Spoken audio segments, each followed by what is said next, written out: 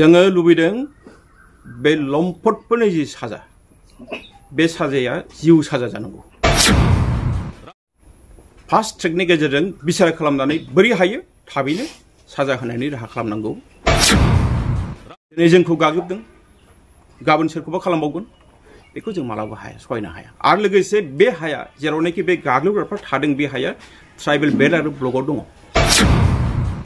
थारैनो जों जोबोद दुखु मोनदों रादाबखौ मोननानै दाख्लैबावै। जाथाया जादों 5 मे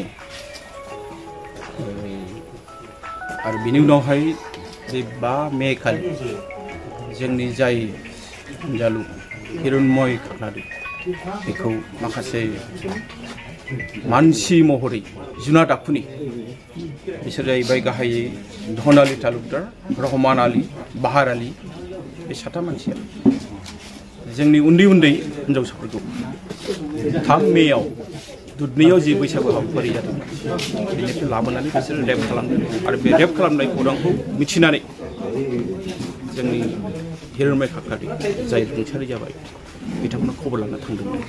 आरो बेयावनो बे शेखबर आली आरो लोगोसे पार्निमिना बेगम, जों मिथिनायाव बियो धन आलीनि न'खरनि मानसि। बिथांमोनहा उननिफ्राय सिगांनिफ्राय बायदिसिना हाथियारजों गाग्लोबदों आरो बेवहाय गोब्राब जखम मोननानै जोंनि रुंसारि जानाय हिरण्मय खाख्लारि थांनाय 27 मेआव गुवाहाटीयाव बिथाङा रुंसारि जाबाय। आरो बे समाव आंजों दङ रुंसारिनि अनजालि बिमा बासन्ति खाख्लारि बिथांनि दुखुथिया न'खर बेवहाय दङ। जोंजों बे समावहाय दङ गवालपारा जिल्ला बर' थुनलाइ आफाद आरो लोगोसे जोंहा कामरुप बर' थुनलाइ आफादजों लोगोसे दुलाराय बर' आइजो अनसाइ आफादनि बिबानगिरि बिथांमोन दङ आरो दायो गोबां गेदेमा सुबुंफोर बेवहाय दङ।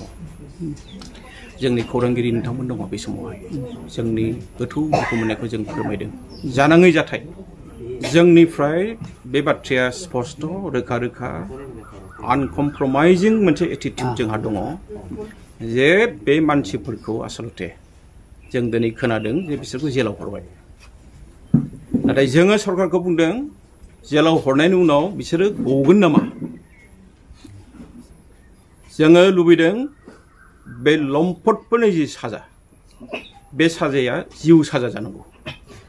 आरो बेखौ फास्ट ट्रेकनि गेजेरजों बिसार खालामनानै बोरै हायो थाबैनो साजा होनायनि राहा खालामनांगौ।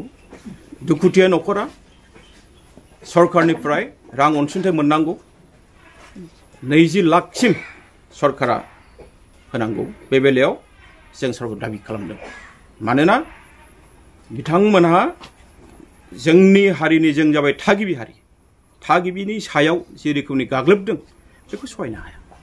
दिनै जोंखौ गाग्लोबदों, गाबोन सोरखौबा खालामबावगोन, बेखौ जों मालाबा हाया, सहायनो हाया। आरो लोगोसे बे हाया जेरावनाखि बे गाग्लोबग्राफ्रा थादों बे हाया ट्राइबेल बेल्ट आरो ब्लकआव दङ। माबोरै हाबनो मोनखो बिसोर?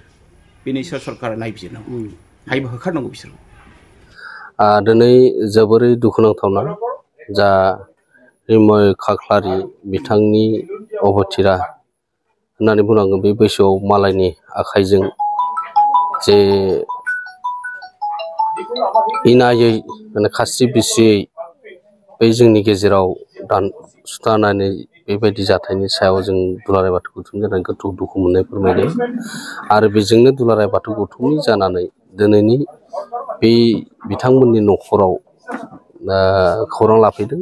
जाथायखौ खोनानानै जा रंजालि बैसागु फोरबो खुंथाय फालिथायाव नायनो थांनानै आरो हरनि समाव फैफिननाय समाव जा दुथांफोरा लोगो माने लांखारनानै जा रेप खालामनाय बे जाथायनि सायाव जोङो खोनानो मोनबाय ससियेल मिडियानि गेजेरजों। आरो बे जाथायनि सायावनो साननैनि नखानायै जा खौरां लानो थांबाय फ्राय 5 खालार बे जाथाया जादोंमोन खेबसे। आरो बेनि उनाव बिथांमोना खौरां लानो थांनाय बा हिरण्मय खाख्लारि बिथाङाबो दङमोन।